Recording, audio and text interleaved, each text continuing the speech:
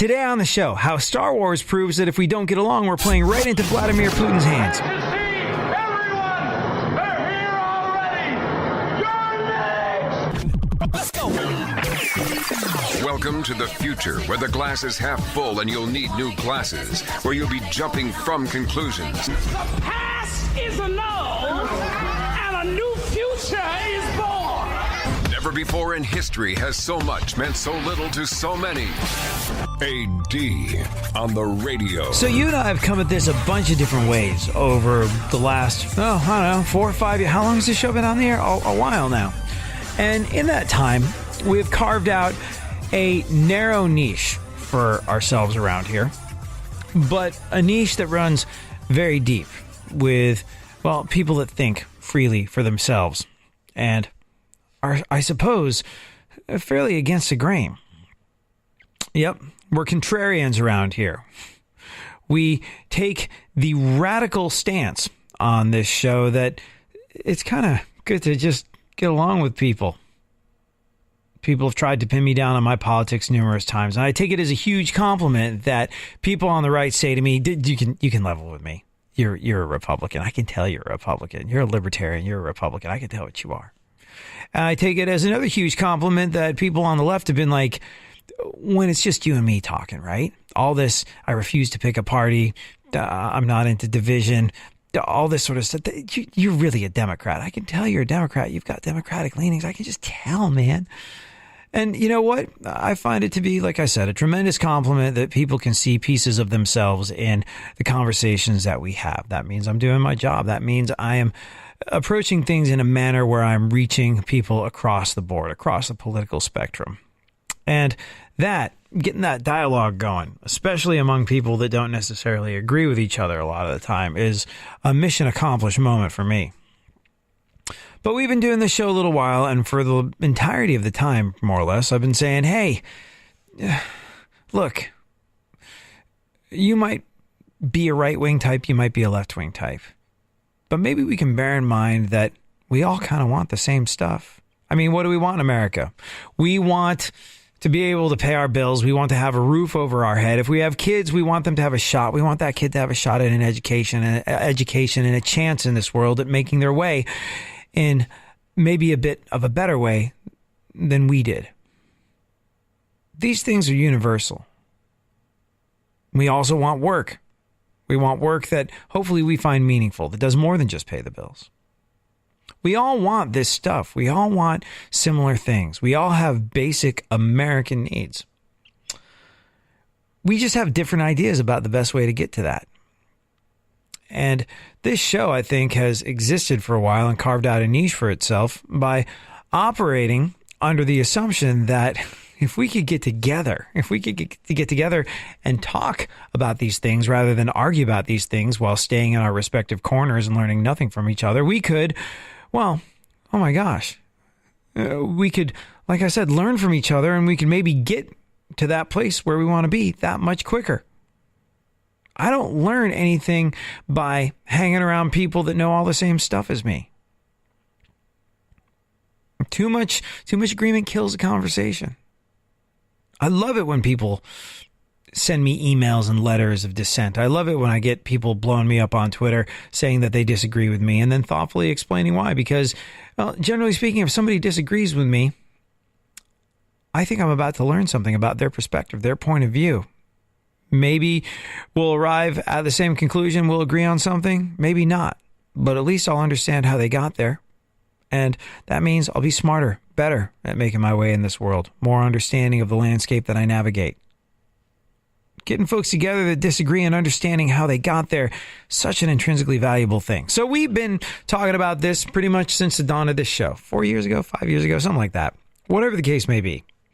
In some cases, we've made real changes. We've made real differences. We've made people want to get on the same page. We've made people want to embrace people that think and feel differently than they do. This show is an interesting one because it's run on a number of different radio stations with different political leanings and loyalties. Some of the stations that I'm on are distinctly lefty, and I stick out like a sore thumb because I say some things that they see as being more right-wing than most of their hosts. tend to be. And then there's some stations that I'm on that are so right-leaning that initially I'm approached with a little bit of side-eye from people thinking I'm a commie redcoat from England. But eventually, we kind of sort of find common ground, get on the same page, have great conversations. We all move forward together.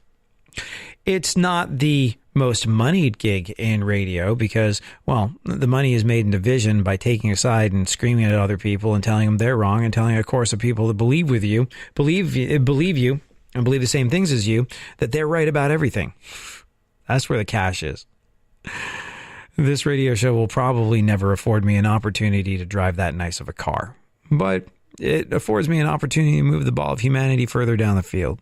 So like I said, there's some people that get it, some people that have come around, some people that have opened their ears and their minds a little bit, if only to the idea of having a conversation with someone that thinks differently than you, potentially being a learning experience. And that's great.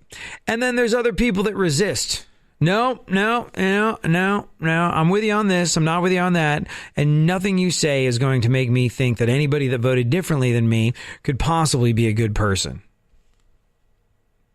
Democrats thinking that all Republicans, all Trump voters, all people that are sort of even vaguely in favor of the idea of Kavanaugh being where he is are evil and just want to watch the world burn.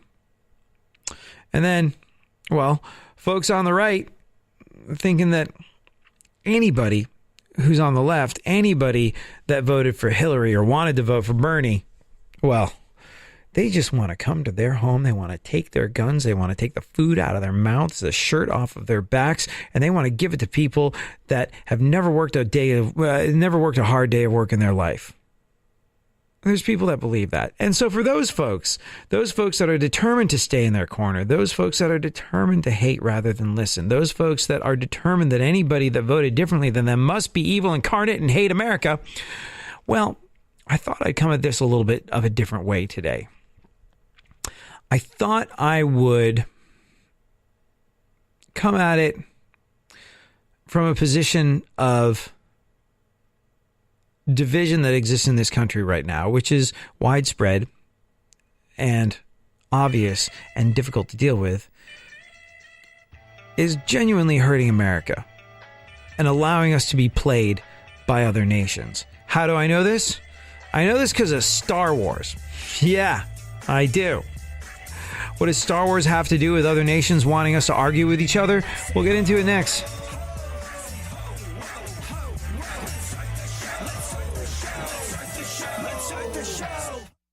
Real radio. 104.1. Where the left and right come together for fundamental truths.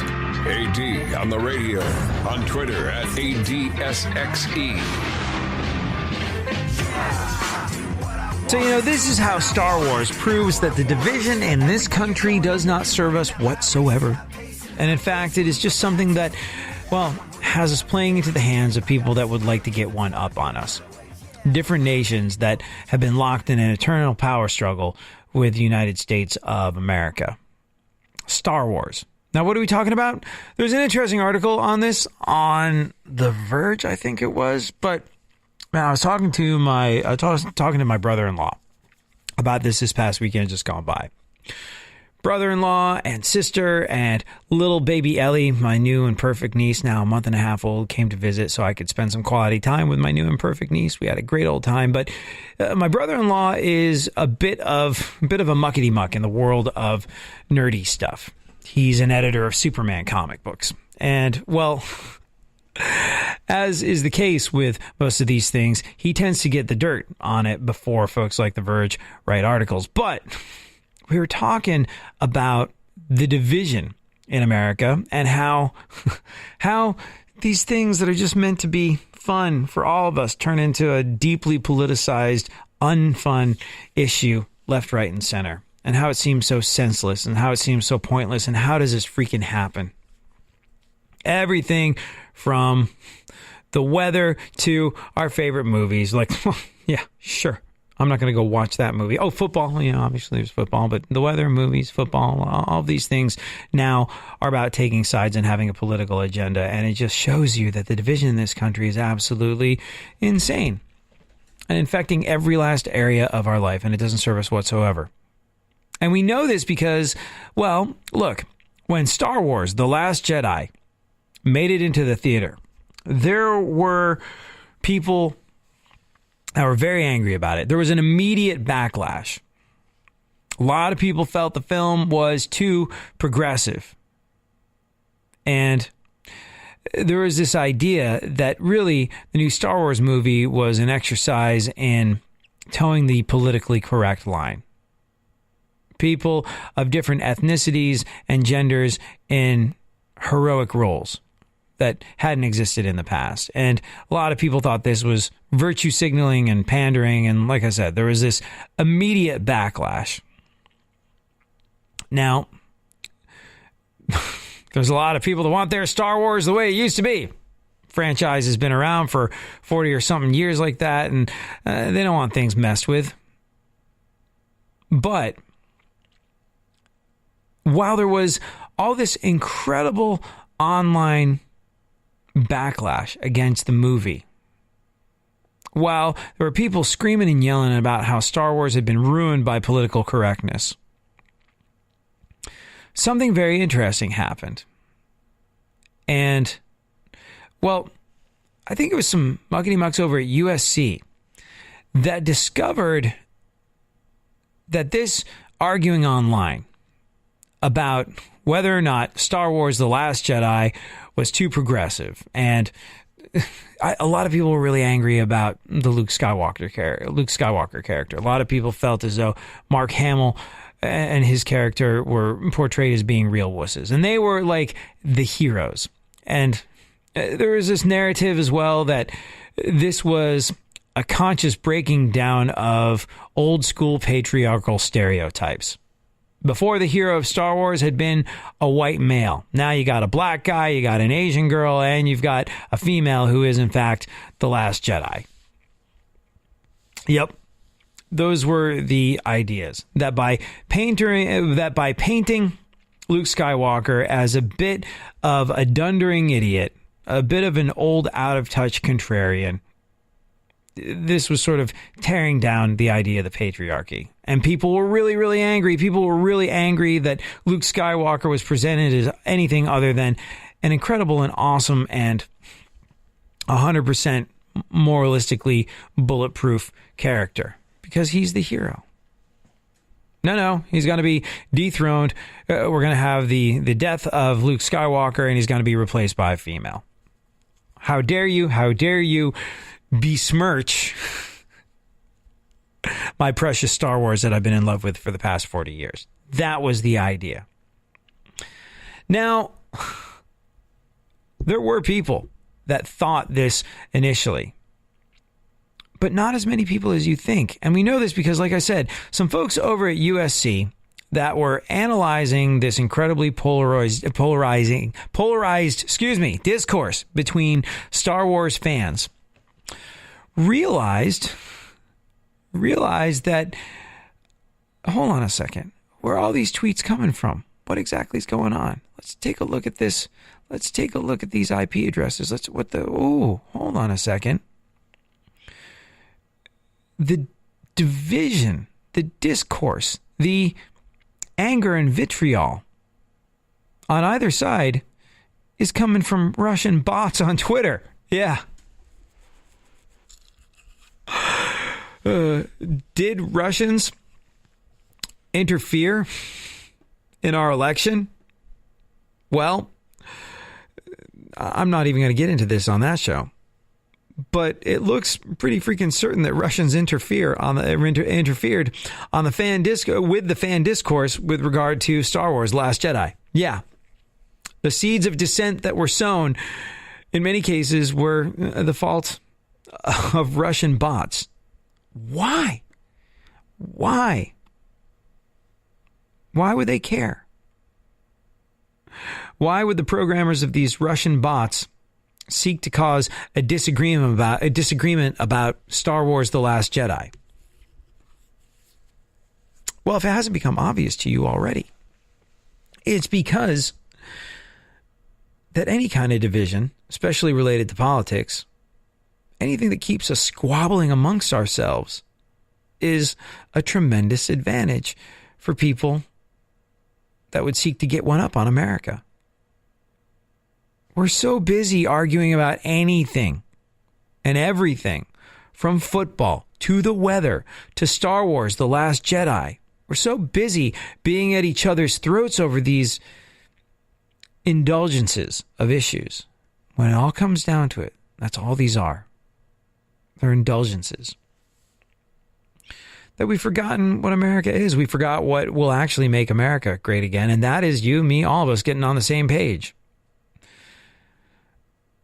And people that program Russian bots are more aware of this than you and I. That is the level to which you are being taken for a ride if you can be convinced that your fellow American is your enemy because they voted differently than you. That's how valuable it is to Russia or whoever the hell else it might happen to be to have us at each other's throats. Every time you share something that is dismissive of another person's opinion or idea, every time you argue with people on Facebook or Twitter about the minutia of divisive politics, every time you look at your fellow American as anything less than your fellow American, who deserves, as your fellow American, your respect, you're losing. You're being played. You're being played by Russian Twitter bots, of all things. You see why I bring this up? We've talked over and over again about unity in this country and how valuable it is. And, you know, I think a lot of people like the idea of like, oh, unity is valuable, but it's more difficult to put into practice. All right, what about this? Division in America is so valuable to Russians and whoever the hell else it is that they're willing to dedicate Twitter bots to getting us to fight over freaking Star Wars. That's how valuable it is to them. That's how valuable it is to them to have us at each other's throats while they go about doing what they're doing. So, if you can't get together on the same page over the idea that being nice to each other because you're all on the same team is a good idea, get together on the same page because every single time you don't, you are letting someone else win. Every single time you can't get on the same page with your fellow American, you are being played by Russian Twitter bots over Star Wars or something pretty close to it. Scary, right? Hey, let's get along. Let's get back to winning. For more stimulation and less irritation, 9 out of 10 doctors choose KPRC AM 950, Houston's more stimulating talk radio. Don't get the blues, get all the news. We mean all of yous, guys out there in Radio Land. All aboard! He's back. AD on the radio. So there you have it. Arguing about politics, it's hit entirely new levels. Russian bots interfered in the discourse about Star Wars The Last Jedi, knowing that sowing the seeds of division among Star Wars fans would just be yet another thing that we would find ourselves fighting about. People saying that the Star Wars franchise was being torn down in an effort to be politically correct. Luke Skywalker being painted as a dundering old idiot, being replaced by a female as a signal of the patriarchy being torn down, old ways being a thing of the past, new ways involving heroes of different ethnicities and genders being the way forward. Star Wars. And, you know, Russia sees it as incredibly valuable to have us as Americans at each other's throats, so they fan the flames. So much of the dissent online about Star Wars The Last Jedi came from Russian Twitter bots because it's valuable. It's valuable to have us divided. The old expression divide and conquer exists, and it exists for a reason. So, interesting times we live in where Russian Twitter bots help Vladimir Putin get the upper hand by getting us to fight about Star Wars. And it's an interesting one because we have arrived at a period, I guess because enough Russian Twitter bots have succeeded in sowing the seeds of dissent, we have arrived at a period in our history where, well, this lonely, sensible position of, I wouldn't call it neutral, but this lonely, sensible position of accepting other people that think different things than you, that we believe in on this show. Well, that's not the way forward anymore from a business or entertainment standpoint. It used to be you remained on the sidelines, or it used to be you remained neutral. It used to be that you didn't want to take a side because you risked alienating half the people that were your fan if you were in the entertainment or sports business. Now it's the opposite. Look, you and I talked about this in the past. When Nike got in on the Colin Kaepernick thing, it was a calculated move. It was an assessment of risk. And Nike decided it was moving forward more risky to not pick a side than to alienate potentially exactly one half of the sneaker buying public. Nike are a company that are about making money. There's plenty of ways to do good in the world. There's plenty of ways to fight for equality and justice in the world without choosing to go into business with a polarizing figure like Colin Kaepernick.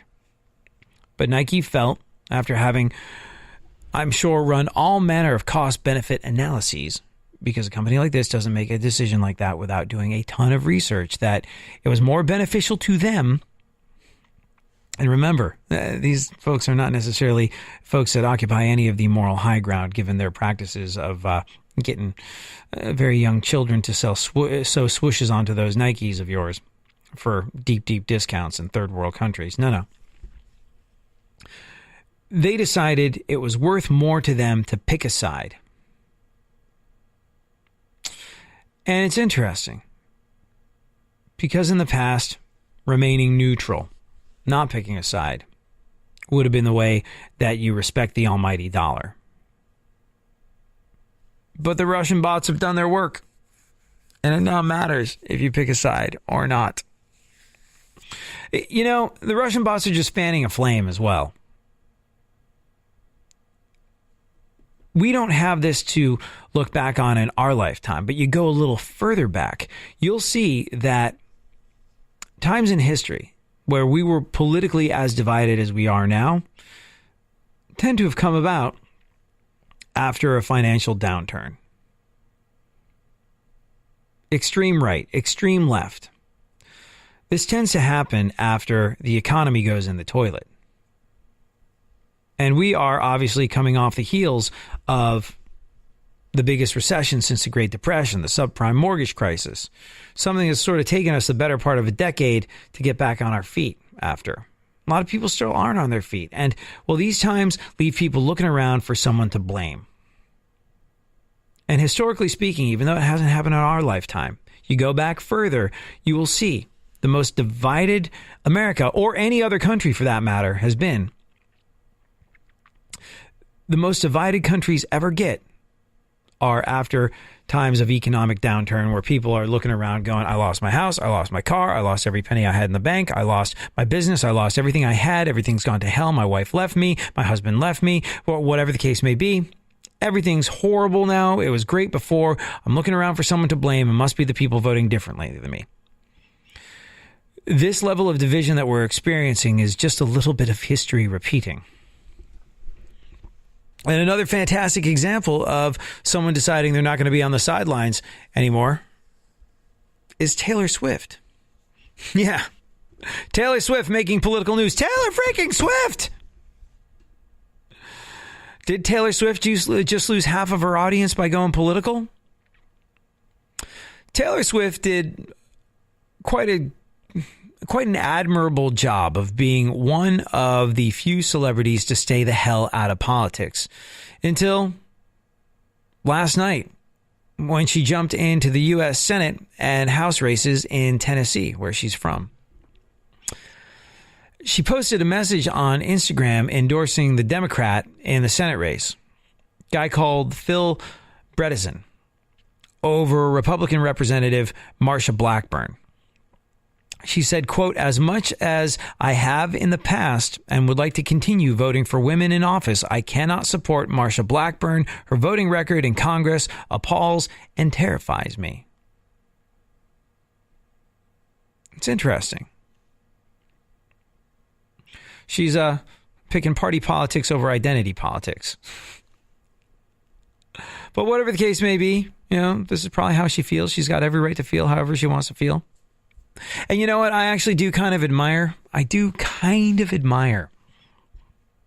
people being willing to switch sides over something like this. I don't know what her voting record is, though, with regard to being a Republican or a Democrat. I don't know if she's always gone, I'm going to vote for the chick because I like to vote for women. And that, a knee-jerk reaction to vote for someone because of their gender or their color of skin or their race or their religion or any of the above is, to me, just as silly as voting for someone because they're Republican or Democrat. Let me rephrase that. Voting for someone because they're a Republican or a Democrat is just as silly as voting for someone because of their gender or their race or their color of skin or their religion. People like to act as though voting for Republican or a Democrat has something to do with a thoughtful, intelligent democratic process, but it's not. It's just as much of a knee-jerk reaction as anything else, unless you really find them to speak, whoever the candidate happens to be, to your core values. It might be a Republican, it might be a Democrat. Don't just assume because it's R or D in front of whatever the hell it is that they're the right person for you. But anyways, like I said, Taylor Swift, a lot of people are saying she just lost half of her audience by going political. She posted this message on Instagram endorsing the Democrat in the Senate race, former Governor Phil Bredesen, over Republican Representative Marsha Blackburn. She said, quote, "As much as I have in the past and would like to continue voting for women in office, I cannot support Marsha Blackburn. Her voting record in Congress appalls and terrifies me." Why? Well, it's Tennessee. She's a Republican. So you would have to hazard a guess that when it comes to things like women's issues or LGBT issues, Marsha Blackburn's record is not in line with a Taylor Swift's idea of how the world should work. And that's exactly what Taylor Swift talked about. She cited Blackburn's record on LGBT and women's issues, saying, "These are not my Tennessee values." She also said, "I cannot vote for someone who will not be willing to fight for dignity for all Americans, no matter their skin color, their gender, or who they love." She also said that she's supporting Democrat Jim Cooper in the House race. So there you go. Did Taylor Swift just lose half of her audience by getting political? A lot of people would say she did. But then if she's following the trend that Nike is following, well, it's a more costly move to stay on the sidelines in these situations. So pick a side, which is sad because people are so influenced by dollars. We're such a slave. We're such a slave to the almighty dollar in this country that it too often overrides us doing what's right in our hearts and in our minds. So we're in a weird spot because there will never be anything wrong with talking to someone and getting along with them.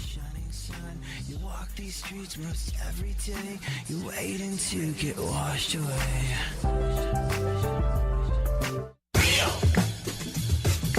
Radio. Real radio. 104.1.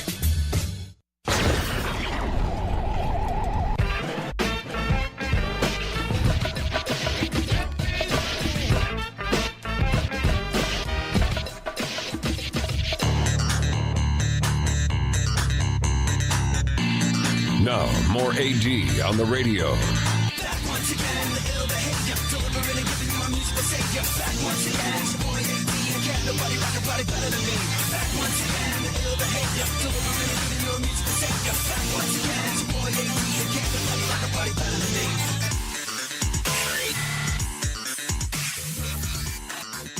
So just so we're clear, wrestling is not real, and it is no longer 1998. Why do I bring these things up? You are doubtlessly aware of both of them. However, members of the Insane Clown Posse are not.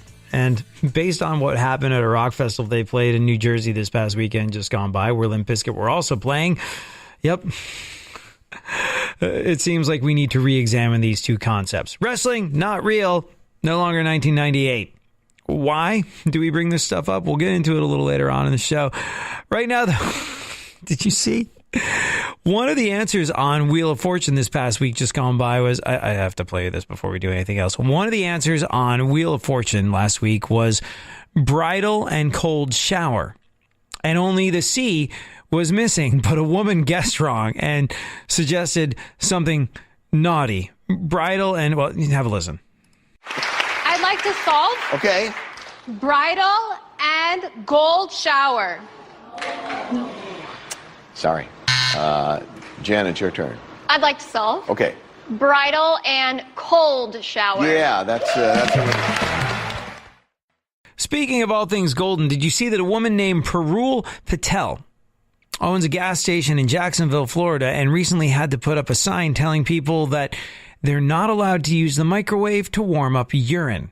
Yeah, they're not allowed to use the microwave to warm up urine. Now there's 2 labs that do drug tests nearby, and people have been bringing in clean urine to warm it up and pass it off as their own. Have a listen. We got sick and tired of people bringing in their urine containers. They're just random people walking. And when we try to stop these kind of people, they become so aggressive with us. She started cussing at me. And she said, well, where is the sign that says you can't use this for this kind of purpose? And that gave me an idea. I said, you know what? If that's what you're asking me, then I'll put the sign saying this is only for food use and not to use for your urine or anything else. So it's true what they say. Warning signs really do come with a very unfortunate backstory most of the time. And that would be one of those times. So I don't know if you follow UFC fighting or not. If you do, well, then this is the most newsworthy thing to happen in the world of the UFC in a very, very long time. And I'm sure it's all you've been talking about, all you've been thinking about for quite some time. If you're not someone who pays attention to what's going on in the world of UFC fighting, this could be fresh information. But Khabib Nurmagomedov beat Conor McGregor this past Saturday night just gone by in what was hyped as the biggest UFC fight ever. Big deal in and of itself. But it ended up with a bonus fight afterwards. After Khabib won by submission in the 4th round, he jumped the fence and attacked McGregor's team. Then 3 of his team members jumped in to the octagon and attacked McGregor. So they didn't do an award ceremony. They actually withheld Khabib's winnings and arrested his team members. Have a listen. Back mount. There's the choke. He's got it. It's under the neck. There it is. Nope, it's on the chin. There's the tap. Still undisputed. Khabib Nurmagomedov has finished Conor McGregor tonight. Look at him. Look at him screaming at the corner. He's screaming at Dylan Dennis, Conor McGregor's jiu-jitsu coach. Look at him. Oh, and now Khabib jumps the fence. No. Whoa! He's going right at Dylan Dennis. Mayhem. Oh, no. Total chaos here. It looks like UFC security has corralled Khabib Nurmagomedov. Well, Khabib wasn't kidding when he said no handshake after the fight. Oh! And now one of Nurmagomedov's teammates throws a right hand at Conor. All hell has broken loose. This is crazy.